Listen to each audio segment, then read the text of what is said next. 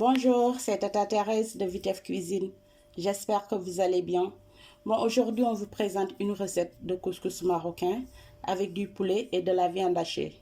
Et pour faire ma recette, j'aurai besoin d'un poulet, de la viande hachée, du couscous marocain, des oignons, de la macédoine, de l'huile, des épices, et pour les épices j'ai du poivre noir, du cumin, ail en poudre, sel, curcuma et des feuilles de laurier, du raisin sec, du nokos, ça c'est le nokos by Vitef Cuisine, donc j'ai plus besoin de faire du nokos. Ça aussi c'est du persil et de l'ail et un peu du poivre noir et du sel, c'est pour faire le mélange avec de la viande hachée, d'un peu de la moutarde, du vinaigre et aussi des olives. Et sans plus tarder, on va commencer. waa mbokk yi comme nu ma ko waxee sànq ci nasaraan tey dañuy préparer couscous bu ànd ak ganaar ak viande hachée, mais viande hachée bi nag dañ koy def genre jagar. Voilà, léegi def naa fi sama couscous. Maintenant je vais juste rajouter du sel, une demi-cuillère à café du sel. Le sel aussi vous pouvez le diluer avec de l'eau. léegi fii yor naa fi sama ndox, damay ñëw ma daldi siim sama ndox, sama couscous du moins. Couscous bi aussi ku mu neex mën nga ko siim ak ndox bu tàng, bu ko defee nga daldi am sa couscous express, vite fait et bien fait. mais man damay siim ak ndox bu sedd ba pare ma daldi ko tay, sama premier tay. Couscous nag dafa ñame ndox parce que ndox bi aussi moo koy dundal, mais pas trop ba mu yàtt, non non.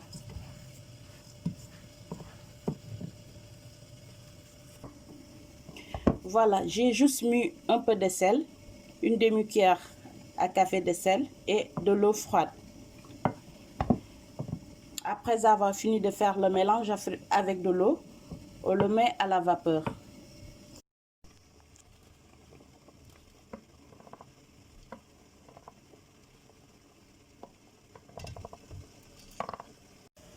waa mbokk yi léegi gis ngeen comme maa ngi tay couscous bi, léegi damay ñëw ma daldi piquer ganaar bi. may def juste ay kii. léegi li may piquer ganaar bi dama jël laaj, ma def ci tuuti poivre, ma def sel ak tuuti persil. ma daldi ci def aussi oignon vert bi, def ci tuuti gingembre. parce que dafa nekk li nga xamante ne dama koy def di ko garder, moo tax gisuleen na kii bi, mais une prochaine fois dinaa leen ko won ci beneen recette.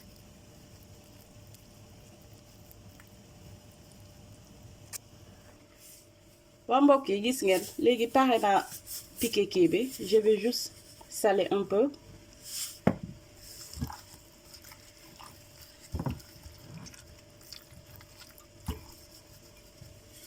léegi après damay ñëw ma saf ko.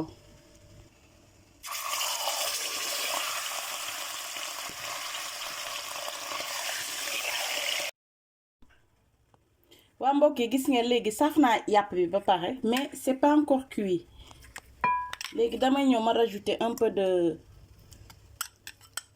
mélange, un peu de marinade, comme ça ma def ko ci biir four bi mu eggali cuisson bi. comme c'est pas encore cuit, je vais juste mariner un peu, après je le mets au four pour terminer la cuisson.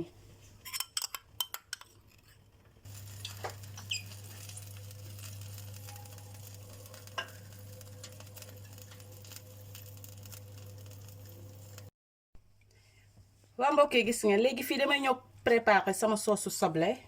def naa fi cin bi, man je mets pas d'huile su may togg soble, je mets les oignons en premier. comme ça damay bàyyi ba soble bi lax, après ma doog mën a def dawlin. là je vais mettre les feuilles de laurier. après je laisse cuire 3 minutes je rajoute de l'huile.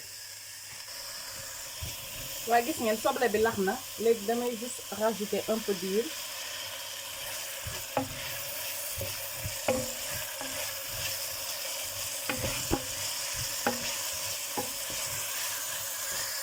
Là je vais rajouter un peu de nokkos.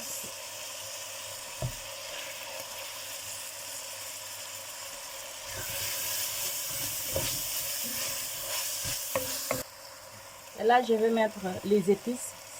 Le poivre noir, un peu de cumin, ail en poudre, curcuma et du sel.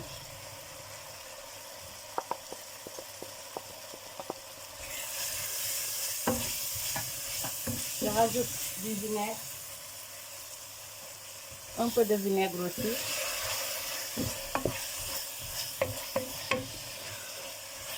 Et je laisse cuire pendant 10 minutes. Waa mbokk yi gis ngeen, la sauce est prête. Je vais juste rajouter un peu de moutarde.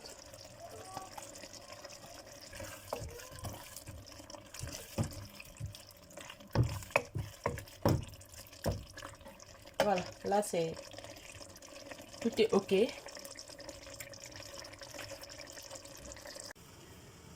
waa léegi mbokk yi gis ngeen fii dama fi def la viande hachée. Dama ci def juste un peu de sel, d'ail en poudre. Ma def ci tuuti cumin aussi et du poivre noir. Maintenant je vais rajouter le mélange de persil.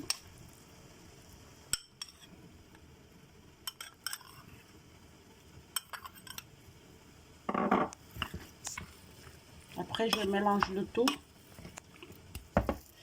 waaw léegi gis ngeen pare naa def mélange bi léegi damay ñëw daal di def ay boulettes yu ndaw.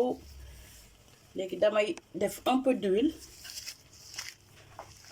Comme ça je fais de petites boulettes. nga mel ni kuy defar sa jaga.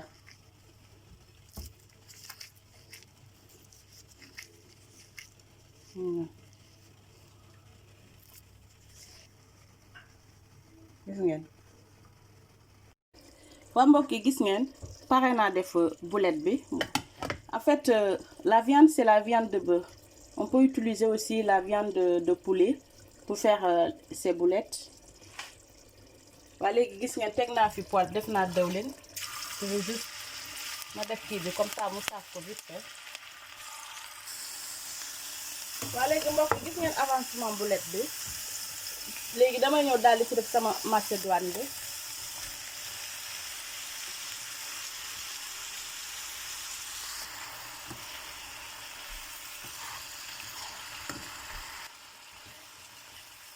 Après nga daal di mélanger.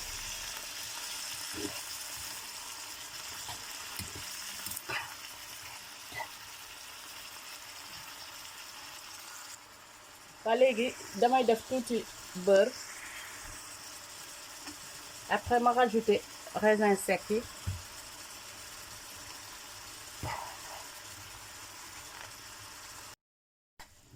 waa léegi gis ngeen lii laay jël daal ma daal di ko bombee couscous bi. waa mbokk yi gis ngeen léegi kii bi par na dama ciy def tuuti sucre tuuti, c'est juste à peu près une demi-cuillère à café. C'est juste pour donner un peu de goût aussi. nga daal di ko mélanger. léegi ñu ñëw daal di sim sunu bomb sunu couscous. waa mbokk yi gis ngeen la couscous bi pare na. léegi damay ñëw daal di jël ñu daal di bomb sunu couscous.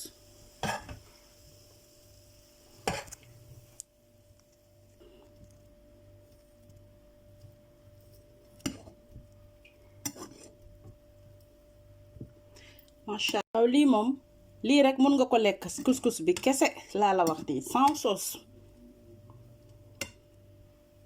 léegi pare nañu kii bi dañuy ñëw daal di yàq sunu añ.